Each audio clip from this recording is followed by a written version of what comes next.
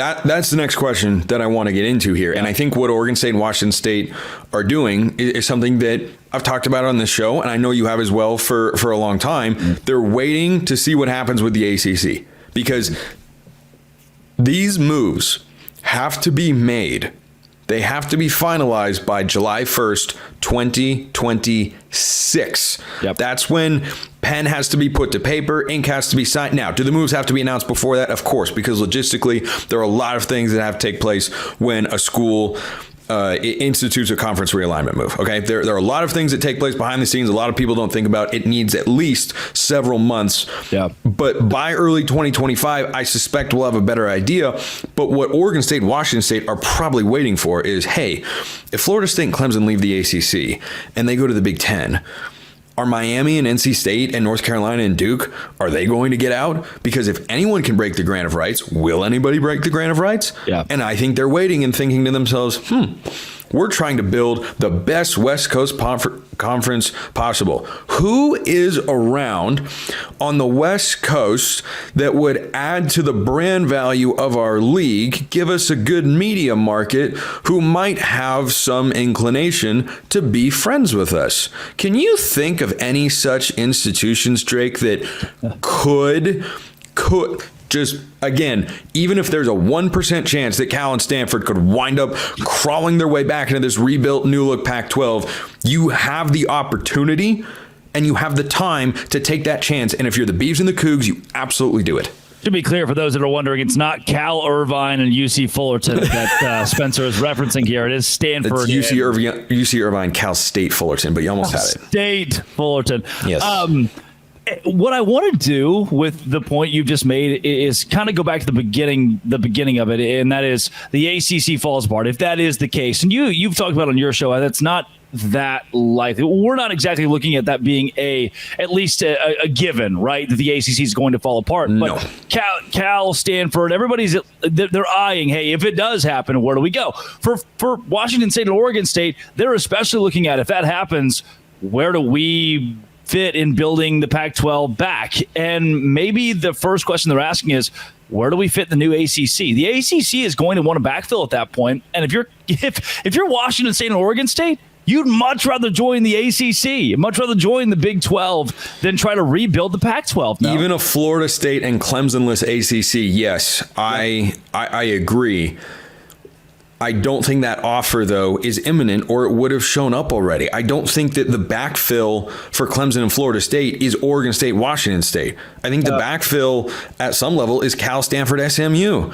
I think the ACC added those schools thinking, hey, maybe these teams will get out, or maybe we just wanted to make an expansion move. I mean, Cal and Stanford won a high priority for it. You made the point that Miami and Duke and UNC, I mean, if these other schools are also on the chopping block, or I should say that the ACC is on the chopping block for those schools and they want to get out, then at that point, Washington State and Oregon State want to make a case that they could be added to that conference, or they could be added to the Big 12. Because, again, it's much simpler to fall into the fold of one of these leagues that already has a TV contract or already has stability than to rebuild the Pac-12 yourself. Though I will say this, Spencer, on your point, if there are a Washington State and Oregon State fans who say, yeah, we want to rebuild the Pac-12, we want to make this a venture, the Yahoo Sports article says, starting in 2026, the champion of rebuilt Pac-12 would presumably be eligible to receive an automatic bid. Do I believe that'll be the case? No, but Ross Dellinger writes Whoa. Then auto bid? I'll be honest, I missed that in my perusing of the article because I've been caught up in all. Okay. That's where I go to, if you are trying to make the case these two schools will rebuild the Pac-12, I think it's preposterous because joining the Big 12 of the ACC is much better. But if Ross Dellinger is right and they have an auto bid, then go for it. Rebuild it and add Stanford and Cal. So I wonder if he's referring to an A5 or a P5 auto bid in that your conference champ is automatically in, or if he's saying your champion has a chance to be the highest ranked G5 conference champion and get into the college football playoff. I mean, as it's written, it says so I'll read the paragraph in full. In the next 2 years, the Pac-12 champion is not eligible for an automatic qualifying spot as it does not meet the CFP's conference minimum requirement. However, starting in 2026, the champion of a rebuilt Pac-12 would presumably be eligible to receive an automatic bid. That changes everything. I am. A lot of people know out there, I'm a Pac-12 guy, and I don't like what happened to the Pac-12, and I feel for Oregon State and Washington State.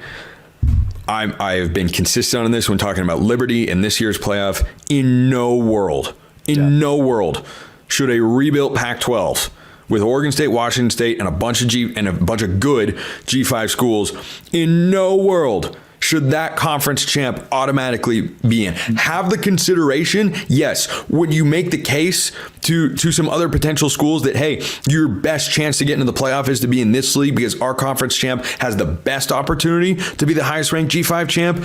Yes, 100% you can be that. But to have the same auto berth as the Big Ten, SEC, ACC, Big 12, I cannot see that being and we've already seen, Spencer, that there are contracts written where, we'll pay the Pac-12 X amount of dollars and they'll have a spot in the college football playoff and they have a grace period, and those just didn't equate to anything. I mean, I was talking 8 months ago on my show how it was written that the Pac-12, with their grace period, had a spot automatically in the college football playoff, and the committee met and said, you know what? Never mind. And there was no pushback because it was obvious. It was obvious where it was just, I think it was a bargaining chip. Kirk Schultz holding up that vote was just him trying to get some other form of leverage out of the deal. And the committee members knew, you can't, that's not. We can't do that. And the same thing here, even if it's Washington State, Oregon State, Cal, Stanford, and then backfilled with 6 Mountain West teams or 4 Mountain West teams and 2 of the wild cards, you still cannot give that an automatic spot. I completely agree. Can I hold you for one more segment? Because you know what? Sleep is for the weak, quite frankly. It is. Can we just to emphasize how breaking this news is and shocking it is, at the time of recording, it's 2:26 Eastern time, and I am still up because just wow, what we've gotten tonight. Yeah, I'm 12:26. I will not be in bed for another maybe 2.5 hours because I've got a bunch of editing to do. But stick around because we're going to talk about what teams the Pac should go after for their next 2 or 4 or 8. Well, you're just going to have to stick here to find out which number we land on. First, a reminder, this episode brought to you by FanDuel. You've heard us talk a lot about FanDuel. Why? Because it's America's #1 sportsbook. Well, we have something a little different for you now through September 22nd. All FanDuel customers can bet $5 and get a 3-week free trial of NFL Sunday Ticket from YouTube and YouTube TV. Then with a YouTube TV base plan, you'll be able to watch every regular season Sunday afternoon out-of-market game. All you need is Google account and a valid form of payment, and you can cancel anytime. And if that's not enough, be sure to check out FanDuel's Profit Boost in the app and use it for FanDuel's Double Your Winnings for all of Sunday, September 15th. Pre-game moneyline bets. Profit Boost will be live starting Thursday, September 12th. View your account page to learn more about how you boost. And guess what?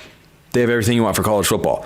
Point spreads, over-unders, money line, conference title odds, updated. They roll. It's just a fun place to poke around. So go if you haven't already. Visit FanDuel.com to download America's #1 sportsbook. FanDuel.com. That's where you go. FanDuel, official sportsbook sponsor here at the Locked On Network.